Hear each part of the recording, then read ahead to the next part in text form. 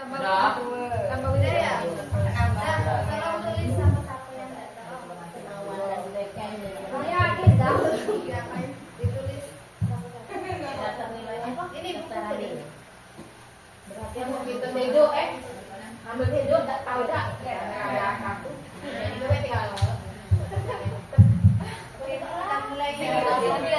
Kita lurus tidak? Bismillahirrahmanirrahim. Assalamualaikum warahmatullahi wabarakatuh. Waalaikumsalam warahmatullahi wabarakatuh. Pantun. Iya, pantun ya. Boleh. Apa ya pantunnya? Nggak ada siap pantun ini. Oke lah. Ikan sepat, ikan gabus, lebih cepat, lebih bagus. Nah, itu pantunnya. Oke. Makasih Bapak Ibu sebelumnya udah datang ke perpustakaan. Jadi hari ini kita mau sharing tentang diseminasi budaya positif. Jadi ini adalah penyebaran informasi dari hasil pembelajaran kami di Pendidikan Guru Penggerak Angkatan 10. Nah, nanti semoga teman-teman ada yang menyusul untuk mengikuti program tersebut karena di sini banyak sekali pelajaran yang bisa diambil. Ya, lanjut. Nah, di budaya positif itu pertama kali kita harus tahu tentang paradigma belajar. Nah, belajar itu ada kaitannya dengan pendidikan. Apa sih pendidikan itu? Nah, jadi pendidikan adalah menuntun segala kodrat yang ada pada anak-anak agar mereka dapat mencapai keselamatan dan kebahagiaan yang setinggi-tingginya, baik sebagai manusia maupun sebagai anggota masyarakat. Nah, jadi kita sebagai guru itu tugasnya untuk menuntun anak-anak kita, anak didik kita, Bapak Ibu. Lanjut. Nah, hidup tumbuhnya anak itu terletak di luar kecakapan atau kehendak kita kaum pendidik. Anak-anak itu sebagai makhluk manusia dan benda hidup sehingga mereka hidup dan tumbuh menurut kodratnya sendiri. Jadi intinya kita itu tidak bisa menuntut anak sesuai dengan keinginan kita. Ya, jadi mereka itu bisa berpikir, bisa bergerak sesuai dengan tujuan apa mereka yang mereka kehendaki. Kita tugasnya kembali lagi tadi, kita hanya menuntun anak-anak tersebut. Lanjut. Nah, ini diibaratkan seorang guru itu adalah seorang petani. Jadi petani yang baik pasti dia akan memelihara tumbuhannya agar tumbuh menjadi subur. Nah, misalnya nih, kita seorang petani dan punya beberapa butir jagung, lalu kita mau menanamnya. Nah, kalau tempatnya bagus, ya, tanpa dipupuk, tanpa diolah yang baik pun, mungkin jagung tersebut akan tumbuh dengan baik karena tempatnya memang sudah bagus. Tapi kalau tempatnya sudah tandus dan sebagainya, apabila kita mengolahnya dengan lebih baik lagi, kemungkinan dia bisa menjadi subur juga. Ya, tapi kalau misalnya tempatnya sudah bagus tapi tidak diolah, kira-kira berhasil banyak nggak Bapak Ibu? Tidak ya, apalagi tempatnya sudah tandus. Nah, jadi bagaimana cara kita untuk menuntun anak-anak didik kita sesuai dengan tujuan pendidikan itu apa? Jadi kalau bisa kita tuntun mereka dengan cara yang terbaik. Nah, lanjut Bapak. Nih, ada dari Ki Hajar Dewantara. Beliau menjelaskan bahwa pendidikan anak berhubungan dengan kodrat alam dan kodrat zaman. Kodrat alam berkaitan dengan sifat dan bentuk lingkungan di mana anak berada. Sedangkan kodrat zaman berkaitan dengan isi dan irama. Nah, jadi pendidikan tersebut itu harus disesuaikan dengan alam dan zaman. Apa maksudnya? Alam itu maksudnya apabila si anak itu tinggalnya di mana. Itu harus disesuaikan. Jangan nanti misalnya anaknya tinggal di desa, cara ngajar kita seperti di kota, itu pasti nggak nyambung. Lalu misalnya kita ngasih contoh-contoh juga, misalnya di bahasa Indonesia nih, kalimat-kalimat soalnya itu harus disesuaikan juga. Misalnya di sini jarang sekali ada lampu merah, jarang ada macet. Di teks bacaannya itu tentang kota yang penuh dengan kemacetan ya, lalu lintasnya Bapak Ibu tahu sendiri, dan itu pasti kurang cocok kalau diterapkan di sini. Kemudian kodrat zaman sesuai dengan waktunya ya, bimbinglah anak-anak didik kita itu sesuai dengan zamannya, kata KHD. Jadi kalau zaman dulu dan zaman sekarang itu sudah gak sama lagi Bapak Ibu. Kalau zaman dulu kita itu cukup ngajar ceramah di depan mereka, nyatat buku, ngerjain soal, itu udah selesai ya. Tapi kalau sekarang anak-anak itu lebih tertarik dengan teknologi misalnya ya, dengan video-video, dengan praktek dan yang lainnya yang lebih menarik mereka, karena zamannya udah bergeser. Zaman 4.0 ya, 4.0 sekarang. Lanjut. Nah, ini kita masuk ke disiplin positifnya. Nah, disiplin positif itu apa sih? Kita baca sama-sama. Kalau kita mendengar kata disiplin, apa sih yang ada di benak Bapak Ibu? Nah, apa yang terlintas di pikiran Bapak Ibu? Kebanyakan orang akan menghubungkan kata disiplin dengan tata tertib, lalu teratur dan patuh pada peraturan. Itu yang namanya disiplin. Kata disiplin juga sering dihubungkan dengan hukuman. Jadi kalau nggak disiplin nanti dihukum gitu.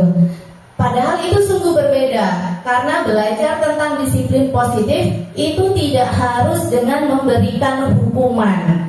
Dan justru salah satu alternatif terakhir itu sebenarnya, kalau memang udah nggak bisa berubah lagi, mungkin bisa lah. Tapi sebisa mungkin itu dihindari hukuman tersebut. Lanjut. Disiplin diri dapat membuat seseorang menggali potensinya menuju kepada sebuah tujuan, sesuatu yang dihargai dan bermakna. Dengan kata lain, disiplin juga mempelajari bagaimana cara kita mengontrol diri dan bagaimana menguasai diri untuk memilih tindakan yang mengacu pada nilai-nilai yang kita hargai. Dengan kata lain, seseorang yang memiliki disiplin diri berarti mereka bisa bertanggung jawab terhadap apa yang dilakukannya, karena mereka mendasarkan tindakan mereka pada nilai-nilai kebajikan universal. Nah, nilai-nilai kebajikan universal itu banyak sekali. Misalnya peduli, menghormati, menghargai, kemudian menghormati waktu dan sebagainya. Itu contoh-contoh nilai kebajikan. Nah, yang disiplin tadi itu seharusnya berasal dari kesadaran diri kita sendiri tanpa harus ada paksaan. Disiplin itu melakukan sesuatu sesuai dengan apa yang seharusnya kita lakukan. Itu sebenarnya. Yuk lanjut. Nah, ini ada Dr. William Glasser. Nah, dia menuliskan dalam choice teorinya, beliau itu adalah seorang psikiater dan seorang pendidik. Nah, ini meluruskan beberapa miskonsepsi tentang makna kontrol. Nah, jadi guru itu posisinya kalau kita itu sebenarnya mengontrol murid, ya. Nah, tetapi di sini ada miskonsepsi, ada beberapa yang salah menurut beliau. Yang pertama, ilusi guru mengontrol murid. Ternyata itu salah. Guru itu tidak bisa mengontrol murid. Karena apa? Karena mereka tadi adalah makhluk hidup, gitu. Jadi kita itu tidak bisa harus mengontrol dan membuat mereka seperti A, seperti B yang kita inginkan. Tapi kita tugasnya tadi hanya menuntun anak-anak didik tersebut. Kemudian yang kedua,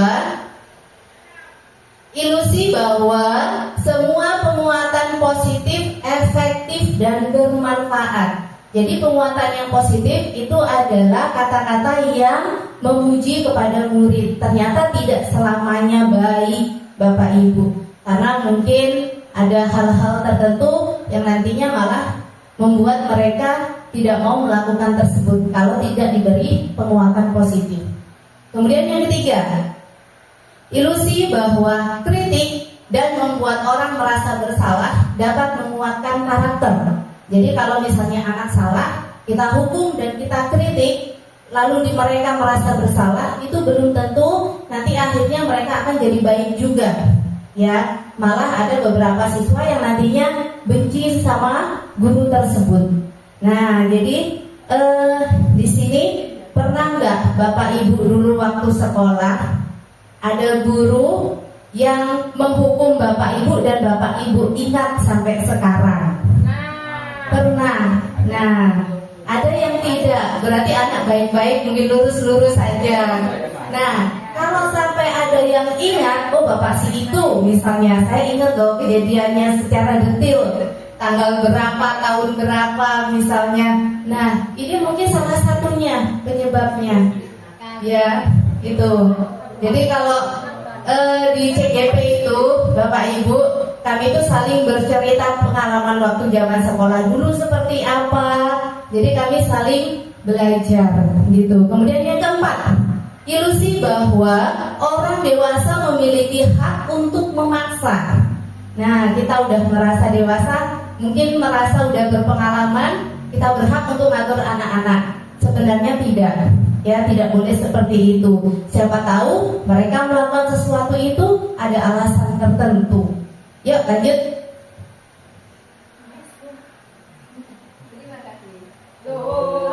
Nah ini adalah salah satu nilai-nilai kebajikan atau kebaikan yang ada di profil pelajar Pancasila. Sebenarnya banyak Bapak Ibu ya, tapi karena kita dituntut untuk yang ini, Bapak Ibu sudah tahu semua belum? Atau hafal nilai-nilai profil pelajar Pancasila? Oke, boleh kalau misalnya kita tepuk tangan sama-sama ya. Ini ada musiknya, silahkan diklik Bapak, kita nyanyi sama-sama. Oh, di Bluetooth Pak. Koneksi dulu kita. Koneksi. Escape dulu. Bukan. Gimana? Itu di pause dulu. Nah, di escape. Nah, Bluetooth. Nih. Nah, lainnya itu aku. Bukan. ESC keluar dari Escape. Nah, tuh yang ada panel di atas. Itu mode Bluetooth. Kita koneksikan Bluetoothnya dulu. Speakernya boleh.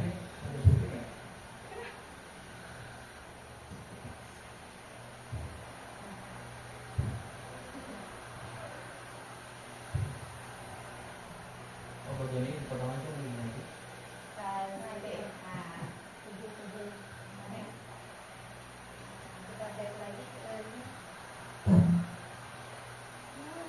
Belum.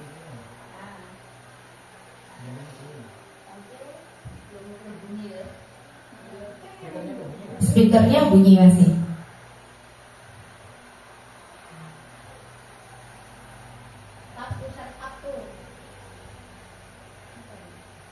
Nah, silakan diklik, kita nyanyi sama-sama Bapak Ibu.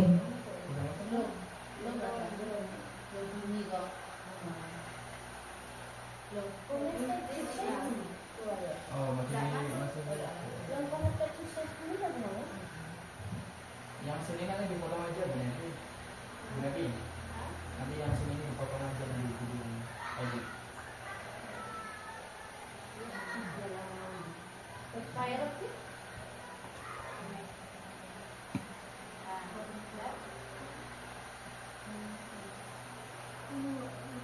Nah, halo. Yes. Sudah.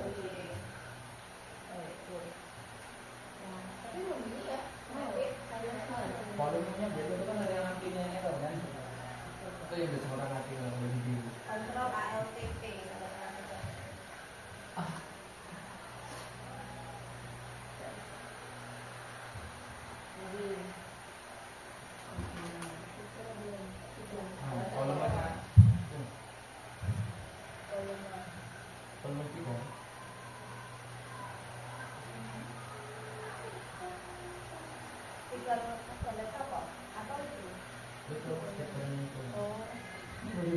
bentar ya.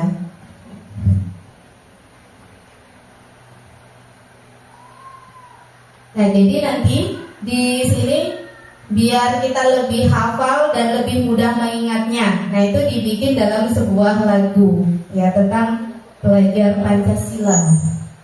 Ready, launch Bluetooth mode.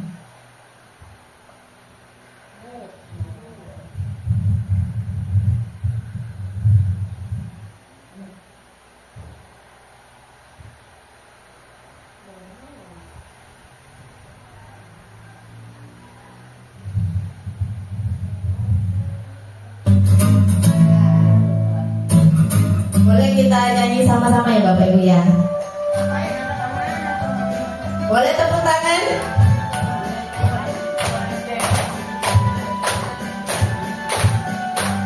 Belajar Pancasila, beriman dan bertakwa pada Tuhan Yang Esa, yang berakhlak mulia, berkebinekaan global, gotong royong mandiri, kreatif dan bernama kritis. Belajar Pancasila, beriman dan bertakwa pada Tuhan Yang Esa, dan berakhlak mulia, berkebinekaan global, gotong royong mandiri, kreatif dan bernama kritis.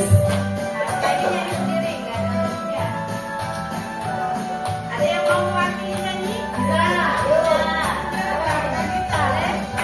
Belajar Pancasila, beriman dan bertakwa pada Tuhan Yang Esa, dan berakhlak mulia, berkebinekaan global, gotong royong mandiri, kreatif dan berakhlak kritis.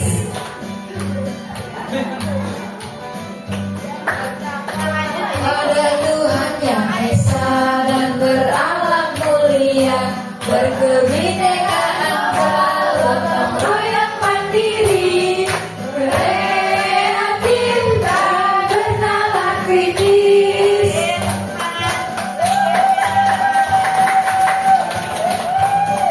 Oke, hadiahnya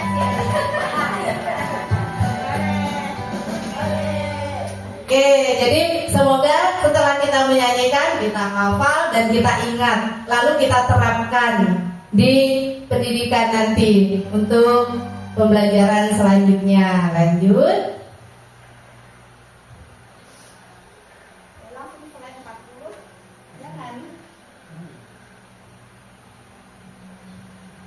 Jangan ke sana.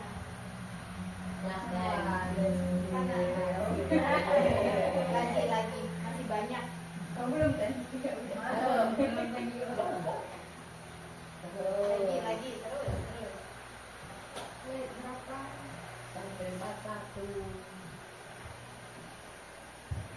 Nah, ini nanti ada pertanyaan. Kenapa tak keluar?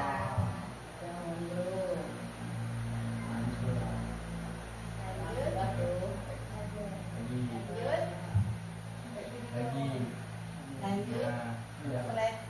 Nah, ini adalah nilai-nilai kebajikan selain yang ada di profil pelajar Pancasila, dan ini sebenarnya tidak ditampilkan semua, banyak sekali Bapak Ibu. Jadi ada peduli, kemudian terus terang, kebersihan, komitmen, belas kasih, percaya diri, kemudian tenggang rasa, gotong royong, berani, santun, kreatif, mandiri, dan sebagainya. Banyak sekali. Jadi nanti sebenarnya ini tuntutan kita semua. Kalau bisa anak-anak sudah memiliki nilai-nilai kebajikan ini, ya minimal dalam satu kelas itu 80% lah mereka sudah ada yang santun, sudah ada yang kreatif, sudah ada yang berani, ada yang terus terang, jujur, dan sebagainya gitu. Yuk lanjut.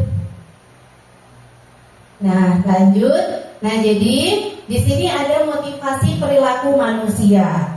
Jadi ada 3 hal seseorang itu melakukan sesuatu. Yang pertama, untuk menghindari ketidaknyamanan atau menghindari hukuman.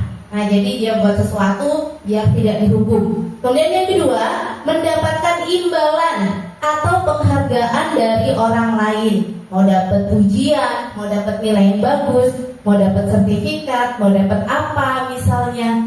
Lalu menjadi orang yang mereka inginkan dan menghargai diri sendiri dengan nilai yang mereka percaya. Jadi ini lebih ke kesadaran diri sendiri. Kira-kira mana yang lebih bagus Bapak Ibu? 1, 2, 3. Yang menghindari hukuman, mau dipuji orang, atau kesadaran diri sendiri? 3. Iya, yang lebih bagus itu yang ketiga sebenarnya. Jadi lanjut, kalau bisa kita melakukan sesuatu itu karena kesadaran diri sendiri. Nah, ini sekarang pertanyaannya. Sebagai seorang pendidik, mau guru, pegawai itu sama, semuanya pendidik di sekolah ini. Saat Anda perlu hadir di suatu pelatihan, motivasi apa yang mendasari tindakan Anda? Nah, motivasi Bapak Ibu untuk datang ke pelatihan tersebut apa? Apakah untuk menghindari hukuman? Apakah untuk mendapatkan pujian, like? Atau untuk belajar? Kira-kira apa? Untuk belajar. Untuk belajar, alhamdulillah. Jadi itu motivasinya. Semoga tetap konsisten ya sampai akhir. Insya Allah. Yuk lanjut kita. Nah, apalagi tuh? Nah, ini pertanyaannya. Bila di sekolah Anda tidak ada aturan yang memberikan surat teguran bagi karyawan yang sering datang terlambat, atau tidak ada batasan yang memberikan Anda penghargaan menjadi karyawan terbaik karena sering tepat waktu, apakah Anda akan tetap datang tepat waktu untuk mengajar murid Anda? Nah, tanyakan ke diri Bapak Ibu masing-masing. Lalu tuliskan jawaban Bapak Ibu di kertas yang saya bagikan. Bentar ya. Ada pena. Ada pena? Yang nggak ada pena, ada nih pena. Tolong dibagi, ambil satu-satu. Nih, boleh ada pena nih. Kami tidak ada pena. Ada. Banyak aja. Nah, jadi pertanyaannya, apakah Anda akan tetap datang tepat waktu untuk mengajar, atau kalau tidak mengajar untuk bekerja di sekolah Anda misalnya? Kurang ya kertasnya? Kurang 2. Tolong pulpen dulu.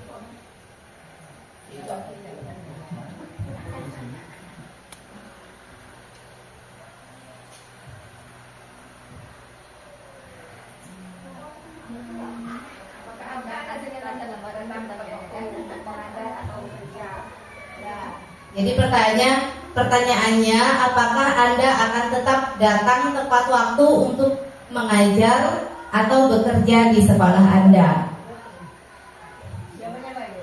Sekolah. Jawabannya, Jawabannya saja masing-masing. iya langsung jawabannya saja. Nah, di sekolah ada.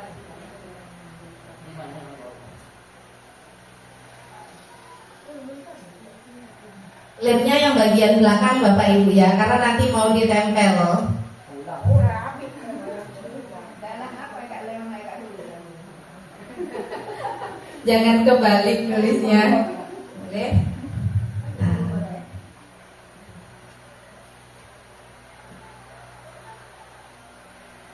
Ini nempel enggak ini di lem sini ya? Nempel. Nggak usah panjang-panjang, nanti panjangnya pas menjelaskan saja.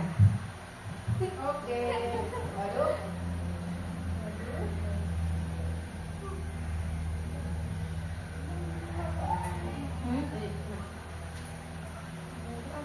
Sudah selesai Bapak Ibu? Belum? Sudah Bu. Sudah? Boleh? Saya bantu tempel.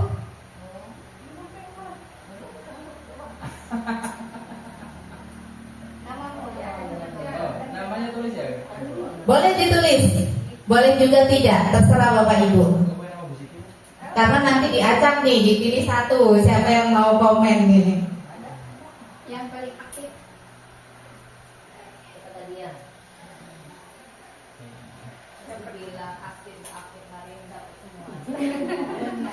Sudah. Jadi kumile dah apit.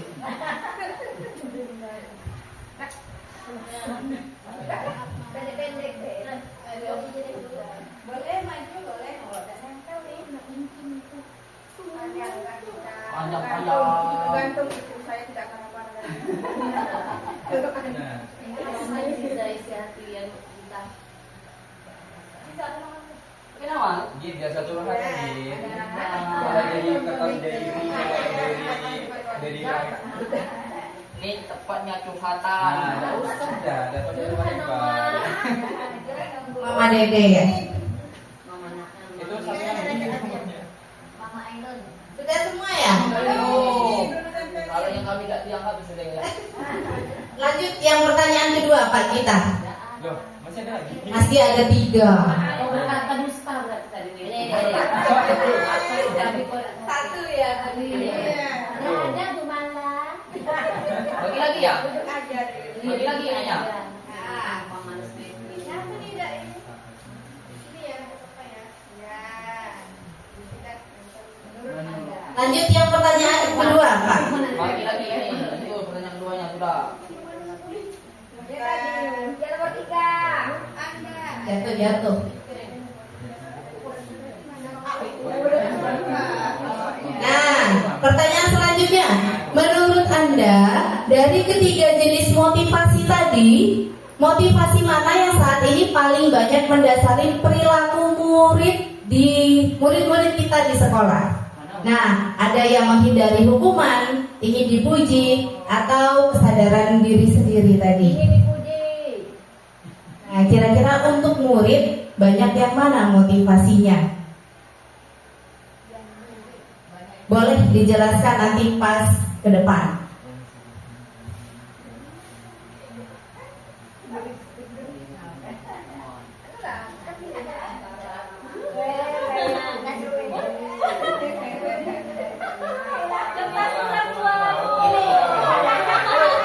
Masih ada nih, masih banyak.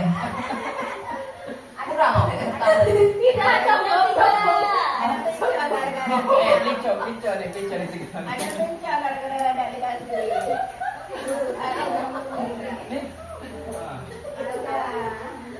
Kameranya nggak di belakang, baru di motivasi. Kamera belakang. Apa-apa motivasi tadi? Motivasinya itu adalah untuk menghindari hukuman, untuk dipuji, atau atas kesadaran mereka sendiri. Nah, untuk melakukan hal-hal yang baik. Kira-kira murid di sekolah itu motivasinya yang mana? Kebanyakan. Sudah. Sudah? Apa itu? Itu pertanyaan itu loh. Boleh ditempel di dekat Ibu Jumi. Nah, oper-oper. Dioper-oper. Pilihannya untuk menghindari hukuman, ingin dipuji, atau atas kesadaran diri sendiri. Anak zaman sekarang kebanyakan yang mana? Gitu ya? Iya. Makasih Bu Mala. Kayak kita sebagai panggil. Translator. Iya. Kasih nama. Lanjut pertanyaan yang ketiga.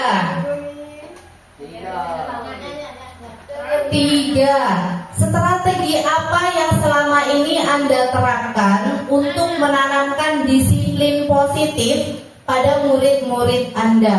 Bagaimana hasilnya pada perilaku murid Anda? Nah, kira-kira strategi apa nih yang sudah Bapak Ibu lakukan biar mereka itu datang tepat waktu, biar mau mengerjakan tugas sesuai waktunya? Nah, lalu hasilnya bagaimana pada perilaku murid tersebut?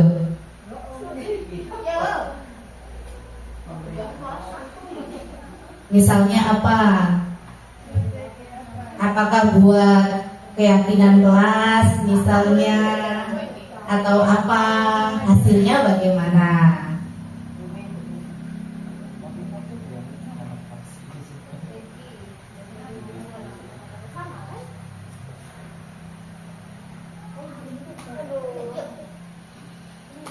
Pak Gita merenungi pertanyaan.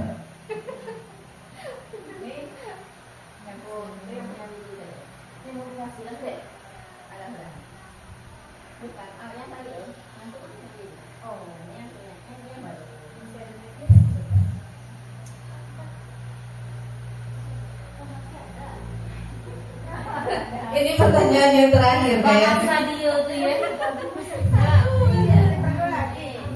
Memang harus dipercaya. Kok, Bea? Satu aja 3, ini 4.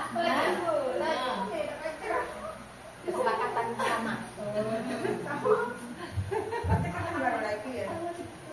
Pertanyaannya, yo, nilai-nilai kebajikan apa yang Anda berusaha tanamkan pada murid-murid? Apa contohnya? Belajar Pancasila, ibadah dan dakwah, Nih. dan berakhlak mulia.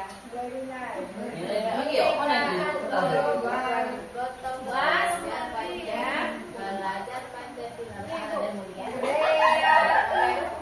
Ini nilai kewajiban. Nih, papan dadaku nih.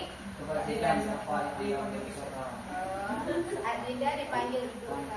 pada murid-murid Anda Tadi berusaha. bukan nyanyi, jadi aku tahu ya. Belajar Pancasila. Apa dia? Beriman bertakwa, beriman dan bertakwa, beriman dan bertakwa. Guys, Ayo nih, kalau nyanyi berapa kali ada kode apa ini? Mana? Atas.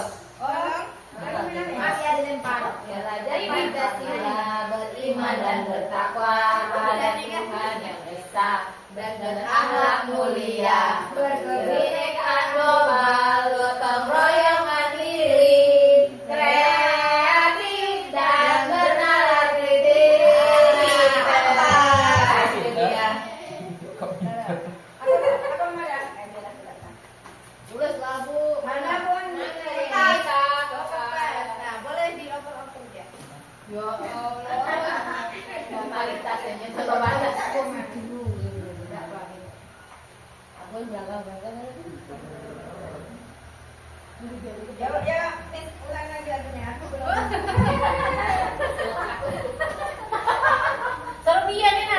Belajar Pancasila, beriman dan bertakwa Pada Tuhan yang Esa dan berakhlak mulia, berkebinekaan global, gotong royong mandiri, kreatif dan bernalar kritis. Dan kami ini ada ada Bu, ada Intan kan salat zuhur anak-anaknya banyak loh biasa. Oh, yang itu. Banyak plus sampai sing tersebar. Robia bulan depan aja dulu deh. Oh alhamdulillah. Amin. Ini kan Nggak lulus ah? Belum. Sudah lulus yang lalu lulus ke Dinda. Belum sayang. Baru Dinda. Oh. Baru Dinda lah. Baru Dinda. Dinda finish. Dinda ini. Oh. Ya. Ah, ini sudah mau di mana? Sudah selesai. Sama bini dia. Sekarang mulai dari pertanyaan yang tadi Pak kita. Pertanyaan yang pertama, nomor berapa slide-nya ya? Oh, bukan. Yang depan Setelah itu, 13. Sudah. Nah ini, jadi kita bahas ya.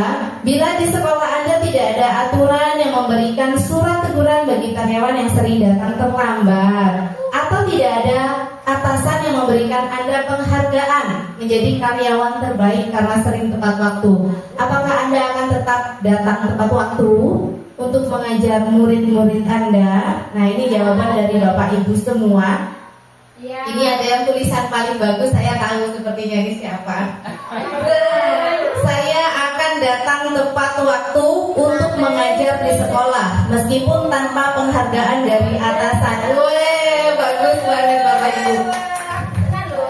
Tenang ya? Lalu ini, siapa ini? KD, siapa KD?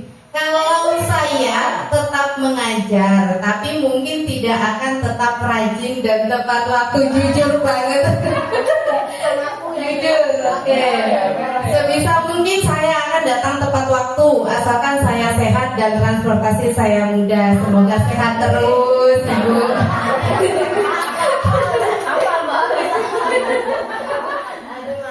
Terus datang tepat waktu untuk mengajar, dan walaupun ada aturan harus diterapkan. Ya betul, peraturan itu harus diterapkan, dilakukan dan bukan dilanggar.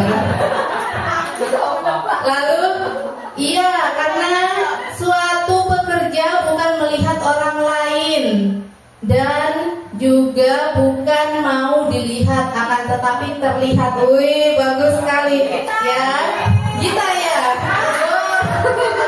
Betul ini Pak Gita.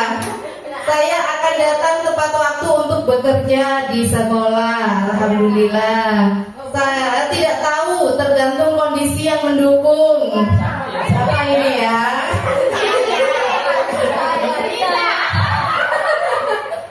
Terus apa lagi? Saya akan bekerja dan datang dengan tepat waktu.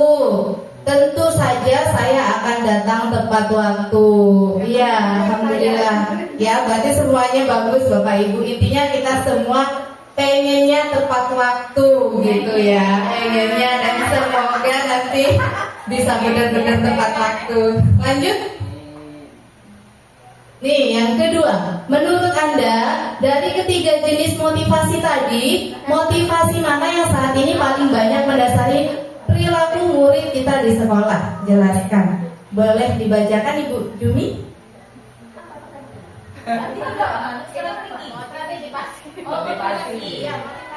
Nah, ini ada motivasi yang mendasari perilaku murid-murid sekarang adalah untuk mendapatkan pujian, Ibu Aswani. Yang kedua, motivasinya yaitu menghindari hukuman karena ambil jalan aman nilainya, dari Ibu Mala. Yang ketiga, motivasi kesadaran diri sendiri. Yang keempat, menghindari hukuman. Yang kelima, motivasi ingin dipuji dan kesadaran diri sendiri. Yang kedua, selanjutnya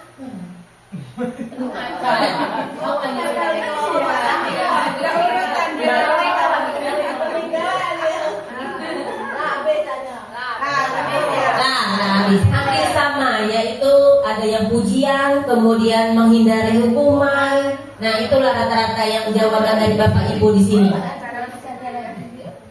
Ya, terima kasih Ibu Jumi. Jadi rata-rata siswa kita itu melakukan sesuatu karena ingin dipuji dan menghindari hukuman. Kalau yang kesadaran diri sendiri mungkin ada, tapi sangat sedikit sekali. Lanjut.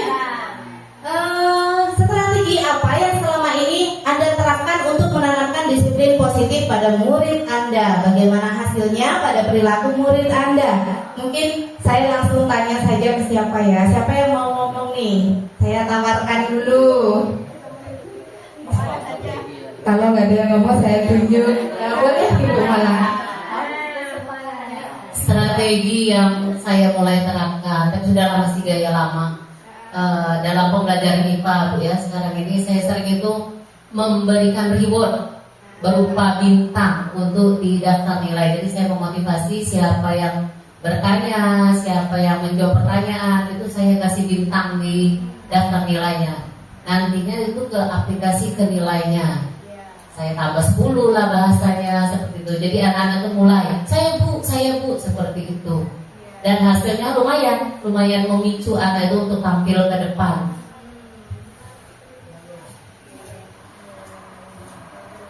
Terima kasih Ibu.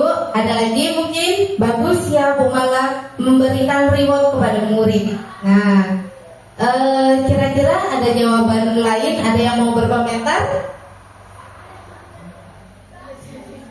Guru senior. Ibu Aswadi. Iya.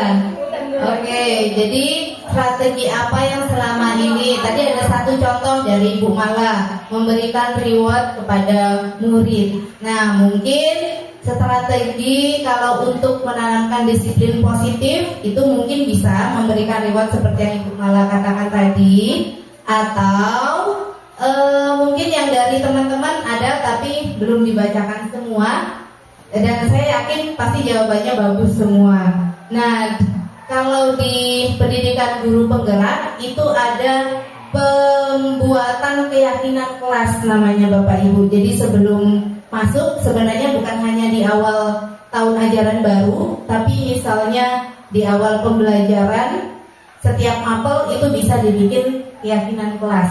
Dan di sana itu ada hal-hal yang disepakati dan ada konsekuensinya di dalam keyakinan kelas itu. Yuk kita lanjut. Nilai kebajikan apa yang Anda berusaha tanamkan pada murid Anda di kelas dan di sekolah? Kira-kira tadi nulisnya apa Bapak Ibu? Berakhlak mulia, berkepribadian, berkarakter. Nah, ada lagi? Sama, ada yang beriman dan bertakwa? Ada. Nah, sepertinya kita mengambil dari profil pelajar Pancasila. Nah, itu semuanya sebenarnya kalau mau dijabarkan itu banyak sekali anak-anak dari beriman bertakwa itu apa aja, mandiri apa saja. Nah, jadi profil pelajar Pancasila itu adalah nilai-nilai kebajikan yang sedang kita usahakan untuk diterapkan di sekolah kita. Yuk lanjut. Masih semangat kan Bapak Ibu? Yuk. Oke, jadi ini kebutuhan dasar seorang manusia itu ada 5 hal. Yang pertama, bertahan hidup. Nah, jadi kebutuhan seseorang itu untuk bertahan hidup. Misalnya apa? Ya, untuk bertahan hidup. Misalnya kita kebutuhan kita itu udah terpenuhi untuk hidup. Apa saja misalnya? Ada sandang, pangan, papan. Ya enggak? Ada pakaian, ada makanan, ada tempat tinggal. Makanan yang pertama katanya. Belum tentu. Oke, lanjut. Ada kasih sayang dan rasa diterima. Jadi sama, kita semua itu butuh kasih sayang dan rasa diterima. Butuh cinta kasih katanya. Nah, jadi kita sebagai guru, kita sebagai siswa, orang tua, ya semuanya kebutuhannya sama. Inilah, dan bagaimana caranya kita bisa memenuhi kebutuhan-kebutuhan tersebut. Siswa yang datang ke sekolah itu juga butuh kasih sayang dan rasa diterima di dalam lingkungannya. Kemudian kebebasan. Nah, siswa itu juga butuh kebebasan untuk mengapresiasikan pendapatnya, misalnya untuk mengerjakan tugas sesuai dengan gayanya. Yang penting tujuan pembelajarannya itu tercapai. Nah, lanjut kesenangan. Belum. Untuk kesenangan, kalau bisa seseorang melakukan sesuatu itu tidak terpaksa, tapi atas dasar kesenangan mereka sendiri. Saya hobi loh belajar, saya hobi loh membaca, saya hobi loh ngitung misalnya. Nah, saya hobi loh lari-lari, olahraga. Nah, itu atas kesenangan mereka. Lalu penguasaan. Para siswa itu berhak untuk menguasai sesuatu materi, berhak untuk tahu akan sesuatu yang belum mereka ketahui. Nah, jadi kalau mereka sudah menguasai atau memahami suatu informasi yang baru, tentunya kebutuhan dasar itu sudah terpenuhi. Jadi intinya manusia itu punya 5 kebutuhan dasar ini. Lanjut. Nah, ini ada baru 18. Berapa menit, Wit? Sudah 43 menit. 43 menit. Udah 43 menit nanti. Udah 1 jam. Lebih menit lagi. Takut kepanasan. Ini apa panas nih dari angin ke sini.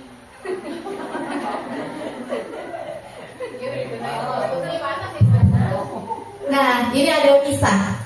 Ya, katanya Iva kurang menguasai pelajaran biologi, sehingga pada saat pelajaran tersebut berlangsung, dia lebih banyak berdiam diri atau menggambar di buku pelajarannya.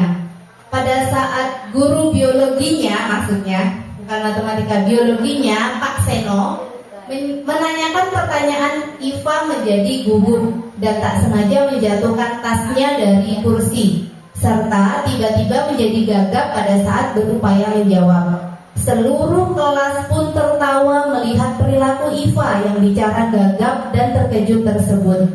Pak Seno pada saat itu membiarkan teman-teman Iva menertawakan Iva yang tergagap dan malu luar biasa, dan malahan minta Iva untuk maju ke depan dan berdiri di depan kelas sambil menunjuk hidungnya karena tidak bisa jawab pertanyaan Pak Seno. kelas makin gaduh dan anak-anak pun tertawa melihat Iva di depan kelas memegang ujung hidungnya. Lanjut. Nah, dari cerita tersebut, apakah Bapak Ibu setuju dengan tindakan Pak Seno terhadap Iva? Setuju nggak kira-kira? Tidak. Mengapa Bapak Ibu? Karena memalukan orang seseorang. Ya, karena memalukan orang lain, memalukan siswa tersebut ya. Nah, menurut Anda, tindakan Pak Seno terhadap Iva adalah sebuah hukuman atau konsekuensi? Hukuman. Mengapa Bapak Ibu? Karena Memberi malu. Ya, karena membuat malu seseorang. Ya, jadi hukuman dan konsekuensi itu berbeda. Nanti kita akan jelaskan. Lanjut. Nah, ini bedanya hukuman dan konsekuensi. Hukuman itu ada di identitas gagal, konsekuensi ada di identitas berhasil atau sukses. Jadi yang namanya disiplin itu bisa dilakukan dengan sanksi, konsekuensi, ataupun restitusi. Sifat dari hukuman itu adalah menyakitkan Bapak Ibu, memalukan, membuat tidak nyaman, kemudian korban tidak mendapatkan keadilan, lalu tersakiti, ya, kemudian sistem tidak akan berjalan bila muridnya tidak takut. Kalau muridnya dihukum nggak takut, itu nggak akan mempan ke mereka. Lalu kalau konsekuensi itu memang harus dilakukan, kemudian mungkin memang tidak nyaman, tapi itu waktunya nggak akan lama. Lalu korban dalam tanda kutip itu bisa diabaikan, murid dibuat tidak nyaman itu bisa jadi. Lalu penguatan hanya bertahan dalam waktu jangka pendek dan sebagainya. Nah, ini restitusi nanti ada di penjelasan bagian segitiga restitusi. Jadi hukuman dan konsekuensi itu beda. Bedanya apa? Kalau hukuman itu belum ada kesepakatan sebelumnya, ujuk-ujuk gurunya menghukum gitu. Nah, tetapi kalau konsekuensi atau sanksi itu sebelumnya sudah dibuat kesepakatan nih. Misalnya di dalam kelas sudah bikin keyakinan kelas, kita pelajaran matematika atau bahasa Indonesia, maunya kesepakatannya seperti apa? Misalnya masuk atau siap sebelum 5 menit jam belajar dimulai, mengerjakan tugas tepat waktu. Nah, nanti kalau misalnya siswa tersebut ada yang melanggar, itu sudah dituliskan, atau kalau tidak ditulis dibicarakan ke mereka. Setuju nggak? Kalau yang tidak melakukan harus membuat tugas pada waktu itu juga. Setuju? Berarti kalau gurunya untuk menghukum ke siswa karena kamu nggak bikin tugas, kamu harus bikin sekarang juga. Nah, itu namanya bukan hukuman itu. Dan konsekuensi itu biasanya nyambung dengan apa yang tidak dilakukan siswa, dengan kesalahan siswa tersebut. Nah, jadi nggak boleh keluar dari jalurnya, gitu. Boleh lanjut? Nah, ini ada pertanyaan. Kalau misalnya mencatat 100 kali di dalam buku kalimatnya, saya tidak akan terlambat lagi karena dia terlambat ke sekolah. Itu merupakan hukuman atau konsekuensi kira-kira? Kalau nyatat 100 kali dia terlambat nih. Nah, dia disuruh nyatat, saya tidak akan terlambat lagi. Tapi 100 kali di bukunya, dia terlambat loh. Kira-kira itu hukuman atau konsekuensi? Yang jawab hukuman silahkan angkat tangan. Berapa orang? Atau konsekuensi? ada tempat-tempatnya. Tergantung. Iya. Bisa hukuman bisa konsekuensi. Kalau misalnya udah tahu nih, konsekuensi. Konsekuensi ya. Coba diklik konsekuensi, Pak. Benar atau tidak? Konsekuensi. Benar ya. Jadi karena nyambung tadi, karena dia terlambat, dia disuruh nulis kalimat saya tidak akan terlambat lagi 100 kali gitu. Mungkin anak tersebut tidak nyaman tapi itu gak akan lama.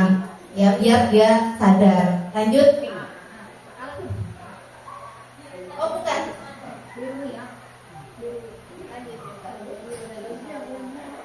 Nah, lari mengelilingi lapangan basket 2 kali karena terlambat hadir di sekolah. Hukuman atau masing-masing? Hukuman, coba. Benar atau salah? Iya, benar. Itu adalah hukuman. Lanjut. Kenapa nih? Kurang nikahin bibitnya. Lanjut. Berjemur di lapangan basket jam 12 siang karena ngobrol dengan teman di kelas. Hukuman, coba. Iya, jawabannya memang hukuman Bapak Ibu. Jadi kalau misalnya nggak nyambung dengan apa yang dilakukan dengan anaknya dan itu menyakiti siswa, itu udah hukuman jatuhnya. Yuk lanjut. Nanti belajar sama Bu Ayu lagi nih kayaknya. Yang ini. Nah, ini ada kasus lagi. Ibu Anas, guru kelas 2 SD, mendapatkan masalah. Muridnya tidak bisa tertib berdiri antri di depan pintu kelas dan selalu berebutan masuk ke dalam kelas setelah jam istirahat. Ini tentunya mengganggu proses pembelajaran, di mana kelas tidak dapat mulai tepat waktu karena Bu Anas sibuk menenangkan muridnya untuk waktu cukup lama. Akhirnya Bu Anas berpikir cepat dan mengandalkan stiker bintang. Setiap muridnya akan masuk kelas usai jam istirahat. Bu Anas akan mengiming-imingi muridnya dengan stiker bintang. Siapa yang dapat berdiri lurus dan berbaris rapi antri depan pintu dapat bintang dari Bu Anas. Sebagian besar muridnya menyambut tantangan tersebut dan langsung berdiri rapi di depan pintu agar mendapatkan stiker bintang. Lanjut. Nah, hal ini terus dilakukan Bu Anas selama beberapa minggu karena cukup berhasil membuat muridnya berdiri rapi antri di depan pintu. Sampai pada suatu saat Bu Anas sakit dan terpaksa diganti Pak Heru. Pak Heru tidak tahu tentang stiker bintang dan benar saja pada saat mau masuk ke kelas usai jam istirahat, murid kelas 2 kembali berebutan masuk kelas. Kira-kira apa yang terjadi? Kenapa muridnya tidak mau nurut lagi? Ya, boleh? Ada yang mau berkomentar? Bapak Ibu?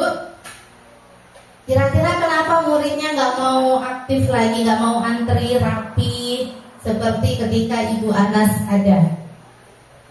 Ketika dengan Pak Heru balik lagi, anaknya rebutan untuk masuk kelas. Kira-kira apa yang salah, Bapak Ibu?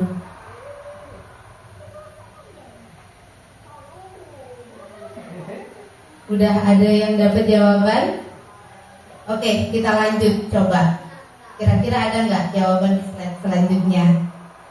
Nah, ini jawabannya. Kata Alfikon, saat kita berulang kali menjanjikan hadiah pada anak-anak agar berperilaku bertanggung jawab, atau pada murid agar mempelajari sesuatu yang baru, atau pada seorang karyawan agar melakukan pekerjaan yang berkualitas, kita sedang berasumsi mereka tidak dapat melakukannya atau mereka tidak akan memilih untuk melakukannya.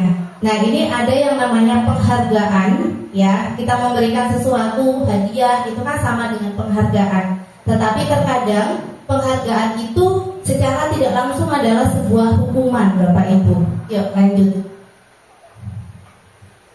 Nih, ini nanti ya, jadi tidak selamanya penghargaan, hadiah itu baik bagi mereka. Siapa tahu kalau misalnya hadiahnya itu tidak diberikan dengan cara yang tepat kepada orang yang tepat, mungkin itu tidak akan berefek kepada mereka, gitu. Jadi yang lebih baik mereka sadar untuk melakukannya sesuai dengan kesadaran, sesuai dengan motivasi yang kesadaran diri mereka sendiri tadi, bukan untuk mendapat pujian, bukan untuk dapat hadiah. Itu yang betul. Nah, di sini ada posisi kontrol sebagai seorang guru misalnya, dan ini sudah pernah kita bahas. Seseorang itu bisa menjadi penghukum Jadi dia tidak mau tahu apa alasan muridnya. Pokoknya kalau menurut guru tersebut siswa itu salah, dia harus dihukum gitu. Dan ini mungkin kurang begitu efektif untuk siswanya. Nah, kemudian bisa pembuat merasa bersalah. Kamu nggak kasihan ya sama ibu kalau kamu nggak ngerjain tugas gitu misalnya. Nanti ibu ditegur pas sekolah, nanti ibu ini. Jadi siswanya merasa salah kepada guru tersebut. Nah, ini kurang bagus juga. Lalu posisi guru sebagai teman. Nah, ini boleh Bapak Ibu kita dekat dengan siswa, tapi sebagai guru dengan siswa itu sebenarnya harus ada jaraknya. Ya, jadi tahu posisi mereka itu sebagai siswa loh. Tugas apa yang harus dilakukan oleh mereka. Gitu. Jangan boleh dekat tapi jangan terlalu dengan mereka. Kita tahu batasan. Lanjut sebagai pemantau. Nah, kita memantau mereka dari perkembangan belajarnya, ya, dari nilai-nilainya, dari perilakunya, tapi kita hanya sebatas menuliskannya. Nah, ini ternyata belum komplek katanya. Kita sudah memantau mereka, sudah mengingatkan, tetapi ini ternyata ada yang lebih baik lagi posisinya, yaitu sebagai manajer. Jadi sebagai manajer ini selain memantau, kita juga akan memberikan bantuan atau solusi kepada mereka kalau mereka ada masalah. Nah, kita tahu bahwa anak di sekolah itu beragam masalahnya. Nah, kita sebagai guru itu kalau bisa menjadi teman mereka, tapi sekaligus pemantau dan sebagai manajernya kalau bisa, sebagai pembantu untuk solusi atas masalah-masalah mereka. Lanjut. Nah, ini nanti yang akan kita terapkan. Ini keyakinan kelas. Jadi keyakinan kelas itu nanti sebenarnya kalau mau praktek itu seru sebenarnya Bapak Ibu, dan itu bisa diterapkan di kelas. Jadi keyakinan kelas itu terbentuk dari peraturan sekolah. Misalnya datang tepat waktu. Nah, datang tepat waktu itu nanti maksudnya dibuat ke dalam keyakinan-keyakinan kelas mereka. Misalnya kelas 7 yang baru-baru, mereka kan sudah kurikulum merdeka, harus ada nih keyakinan kelasnya. Jadi Bapak Ibu guru menyepakati dulu dengan siswanya keyakinan apa sih yang mau diterapkan di kelas itu. Misalnya kelas bersih, lalu menghargai teman, lalu mengerjakan tugas sesuai tepat waktu, rambut rapi, pakaian lengkap dan sebagainya. Nah, itu dibuat dulu, dan nanti di dalam keyakinan kelas itu juga dibuat nilai kebajikannya. Jadi kalau misalnya datang tepat waktu, nilai kebajikannya apa? Yang nilai baik-baiknya. Kalau datang tepat waktu berarti kan disiplin ya Bapak Ibu ya. Nah, terus nanti dikelompokkan nilai kebajikannya. Setelah itu di sana itu juga harus bikin kesepakatan apa sih tugas guru, apa sih tugas siswa, dan itu dituliskan. Apa yang bukan merupakan tugas guru, apa yang bukan merupakan tugas siswa. Nah, tugas guru kan apa misalnya? Mengajar, ya kan? Menilai dan sebagainya. Lalu tugas siswa apa? Belajar, mengerjakan tugas dan sebagainya. Yang bukan apalagi. Nah, itu dituliskan semua, jadi jelas dengan siswa-siswanya. Lanjut. Nah, ini contohnya untuk keyakinan kelas. Jadi boleh dibikin di dalam kelasnya itu ditempel seperti ini dan dibuat semenarik mungkin. Dan kalimat-kalimat dalam keyakinan kelas itu yang bisa menimbulkan kesadaran diri mereka. Misalnya kita bersikap baik dan jujur, kita saling menghormati, kita mengucapkan tolong dan terima kasih. Nah, kita berarti mereka sudah mau untuk melakukan itu. Lanjut. Ini ada contoh yang lain. Nah, kami menjaga kebersihan dan ketertiban kelas, atau kami menghormati guru, tepat waktu dan aktif di kelas dan sebagainya. Nah, ini juga boleh yang seperti ini. Boleh ditandatangani oleh wali kelas dan ketua kelasnya. Lanjut. Nah, ini yang saya sampaikan tadi. Jadi di dalam keyakinan kelas itu ada yang namanya tabel T dan tabel Y.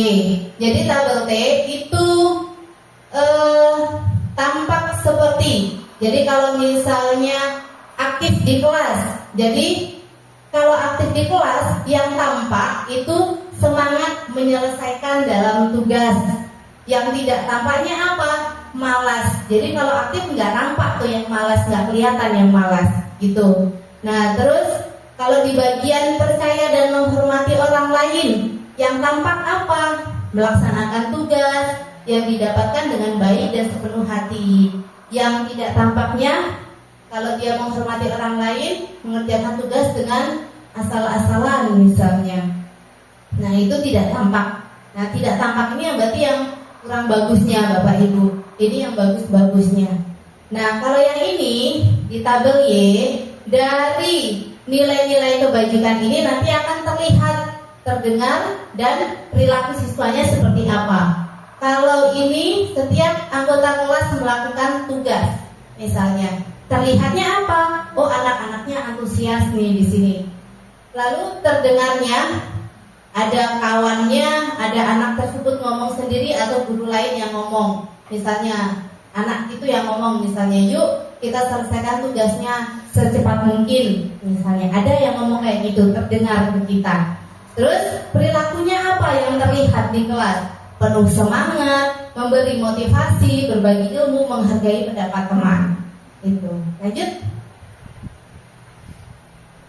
Nah, ini yang tugas guru dan tugas siswa tadi.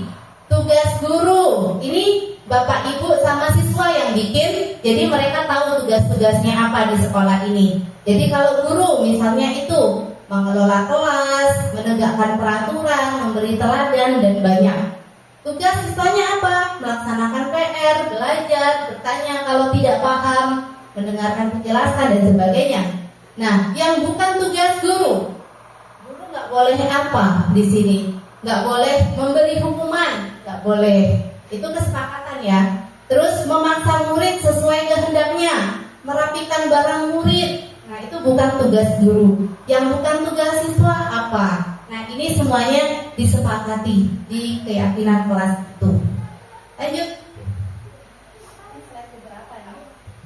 Nah, segitiga restitusi ini untuk menyelesaikan masalah.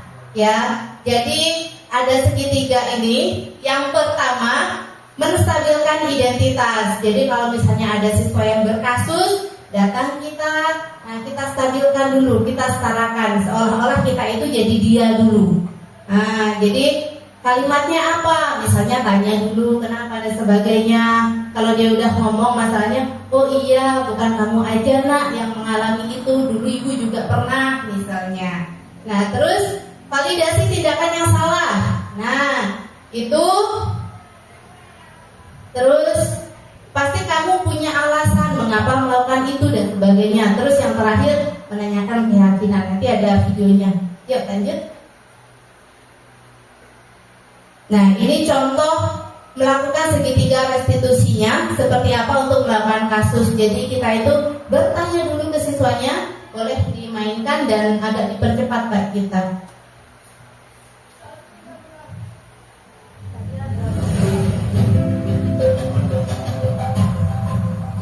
Agak maju, langsung ke penerapannya. Lagi. Nah, ini kasusnya.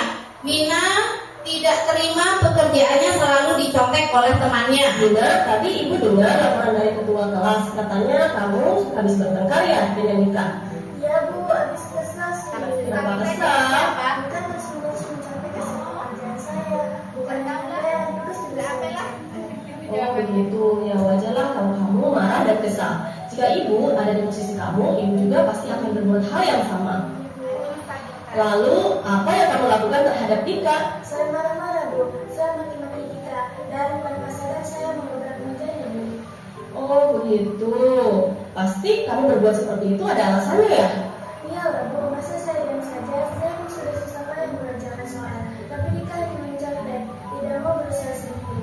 Ya wajarlah kalau kamu merasa marah karena tidak rela pekerjaanmu dicontek begitu saja oleh kita. Ibu sangat menghargai tindakan kamu yang tidak berbuat lebih buruk daripada itu, misalnya memukul. Sekarang coba kita pikirkan, tindakan kamu marah sampai menggebrak meja, apakah sesuai dengan keyakinan kelas kita? Menurut kamu, keyakinan kelas apa yang sudah dilanggar? Saling menghormati antar teman. Ya betul. Menurut kamu, saling menghormati antar teman itu penting tidak untuk kamu? Baik, kalau menurut kamu itu penting, jadi keyakinan apa yang harus kamu lakukan pada saat kamu sedang marah? Harus lebih sabar, Bu. Kamu bersedia memperbaiki masalah ini? Bersedia, Bu. Apa yang akan kamu lakukan untuk memperbaiki masalah ini? Saya bersedia lebih sabar dan menahan amarah saya. Kalau ada teman yang mencontek, saya akan melaporkan kepada guru mata pelajaran atau wali kelas saya. Ya, tepat sekali tindakan kamu, Mina. Tetap semangat ya. Sekarang silakan kembali kelas. Terima kasih. Ya, sama-sama. Assalamualaikum warahmatullahi wabarakatuh. Nama saya Mina dari kelas 8A. Saya senang sekali diajak diskusi dengan ibu guru untuk dapat mengendalikan diri dari amarah karena perilaku teman sekelas saya. Saya harus banyak. Oke, cukup.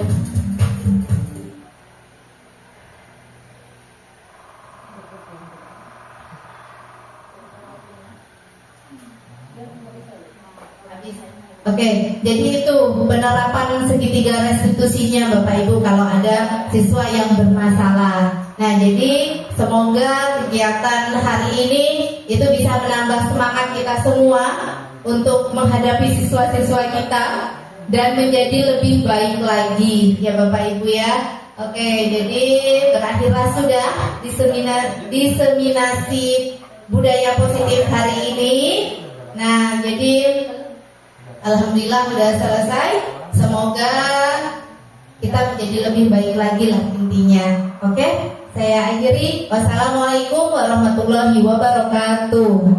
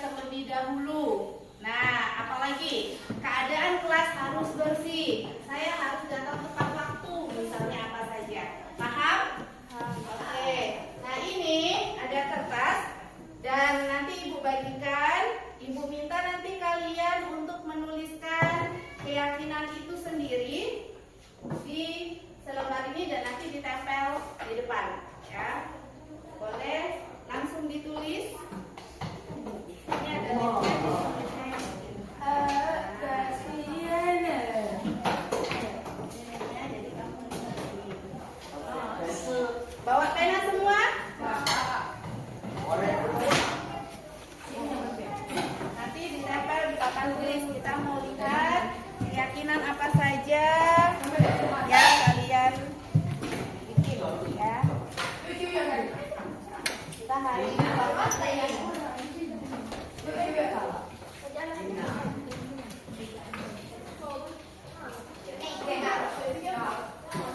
kalimat saja.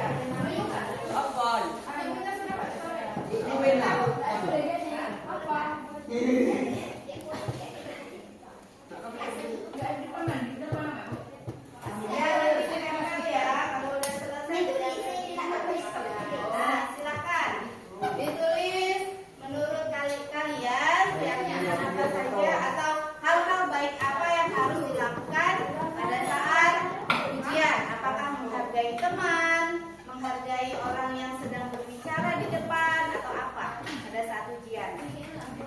Satu kalimat saja. Silakan langsung ditulis. Yang tidak ada pena, ini ada pena. Yusuf, ada nggak penamu? Dilarang enggak?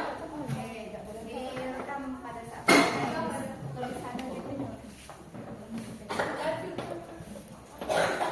Udah berarti. Boleh tulis nama, boleh juga tidak ditulis namanya. Yang selesai boleh langsung ditempel di depan ya. Silakan. Sabrina udah? Boleh ditempel di papan tulis Sabrina. Yuk, yang udah selesai langsung tempel.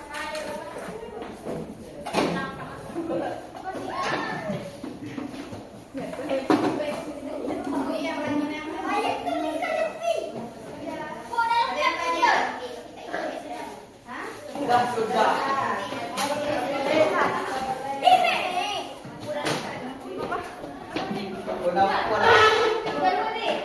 Sini aja, dikumpulin ya.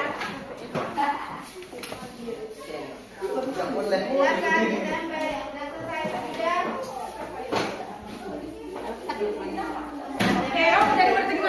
Tempel di situ dia tempelnya. Awas jatuh.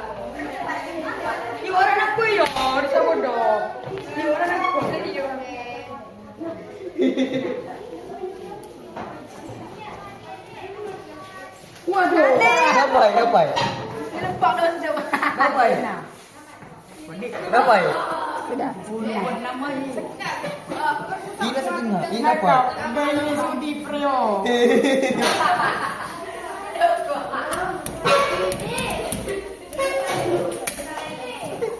Ya, udah belum? Lima? Udah? Ya. Nih? Belum? Masuk dulu. Nah. Tuh, jangan dicontoh yang kayak gitu ya. Oke. Saya contohin. Nah, udah. Mira udah? Bisa tempelnya? Oke. Nah, siapa yang mau bantu ibu bacakan tulisan kawannya? Dibaca. Yuk, Maria, tolong. Silakan. Biar.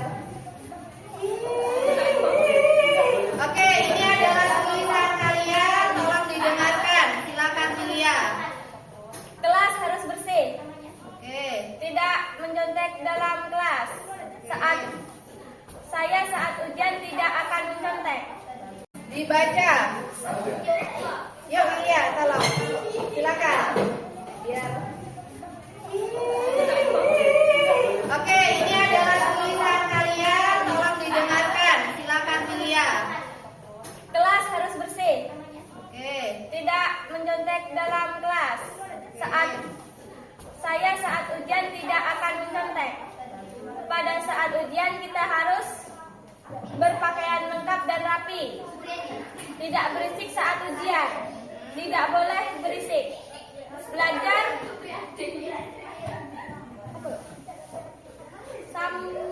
sebelum ulangan.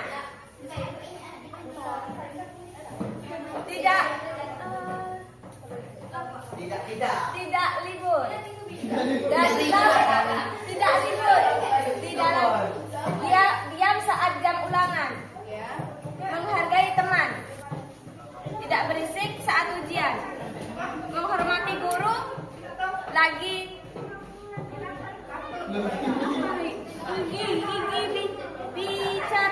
bicara.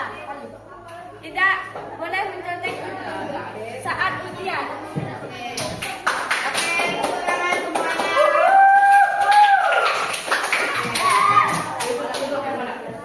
Terima kasih. Ya, silakan duduk kembali. Jadi kita rangkum, ada beberapa keyakinan yang sama dari kalian. Banyak yang bilang tidak boleh mencontek dan tidak boleh berisik. Nah, Ibu rangkum. Terima kasih yang sudah menulis. Ibu rangkum ya dari semua ini. Jadi intinya ada 5 keyakinan kelas dari semua yang kalian tulis. Yang pertama, pada saat ujian di ruangan ini, yang pertama tidak boleh berisik. Kemudian yang kedua, harus menggunakan pakaian lengkap, pakai sepatu, baju yang rapi dan lengkap. Kemudian yang ketiga, tidak mencontek. Nah, yang keempat, menghargai teman. Jadi kalau misalnya ada teman yang ngomong bertanya, itu tidak boleh berbicara, dengarkan dulu temannya. Kemudian yang terakhir, menghormati guru ya atau pengawas. Oke, jadi kita udah dapat keyakinan kelas untuk di ruang 4 ini. Ibu ucapkan terima kasih atas kerjasamanya. Assalamualaikum warahmatullahi wabarakatuh.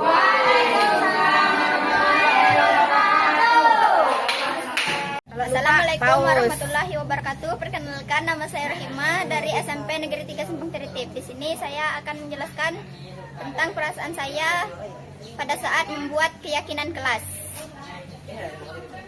Peraturan pada saat ujian.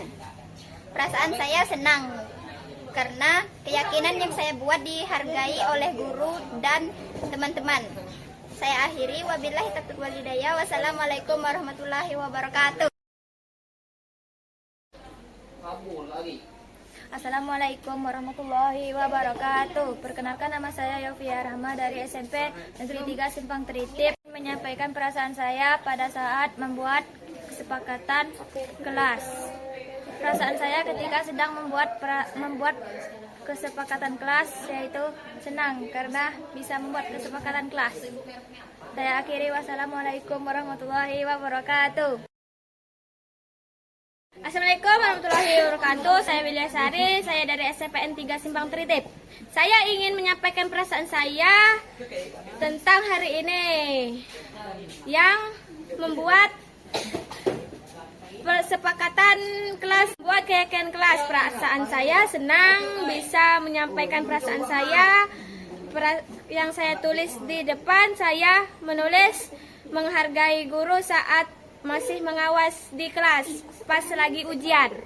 Saya akhiri. Wassalamualaikum warahmatullahi wabarakatuh.